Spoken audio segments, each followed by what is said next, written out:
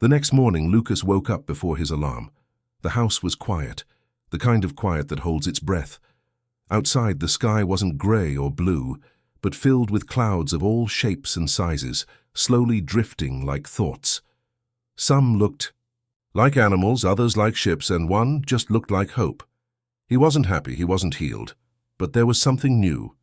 A small flickering voice inside that whispered, "What if there's more?" He sat at the edge of the bed, stared at his notebook on the table, still open from the night before. He picked up his pen and wrote, "I don't know where I'm going, but today, I'll go." He put on a clean shirt. The same old hoodie, yes, but this time it felt lighter, less like a burden and more like comfort. Before leaving, he tucked the little notebook inside his shirt, right against his chest, close to where it mattered. The streets were waking up. The city smelled like bread and distant coffee. People were opening shops, sweeping sidewalks, and Lucas, he just walked, not to escape, but to be there.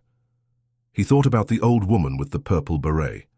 Her voice, that look in her eyes that saw straight through him. He wanted to see her again, to say thank you, maybe to say nothing, but when he reached the spot where they met, the bench was empty, the sidewalk still, the pigeons gone. He stood there for a moment, disappointed maybe. Until he noticed something. On a nearby utility pole, scrawled in bold black letters, someone had spray-painted a message. "If you feel deeply, you live deeply. Walk, one step at a time. No signature, no context, just that." Lucas stared at it, ran his fingers over the paint, and smiled.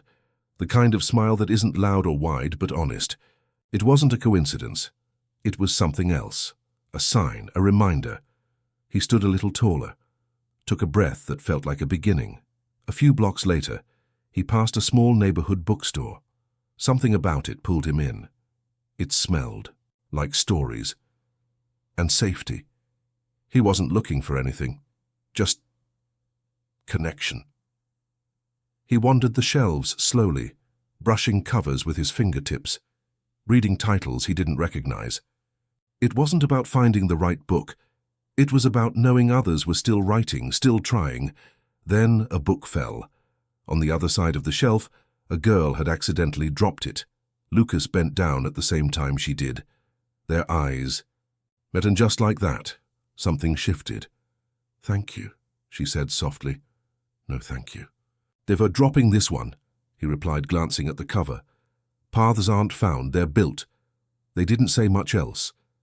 But in that shared moment, something real passed between them. And for the first time in a long, long while, Lucas didn't just want to keep walking, he wanted to talk. If this story meant something to you, don't let it stop here. Share it with someone who might need to hear this today. Supporting this channel means being part of something bigger, giving voice to feelings many people hide. Subscribe, hit the bell, and keep walking with us. The next video is already on your screen. Click it and remember, one step at a time is still a journey.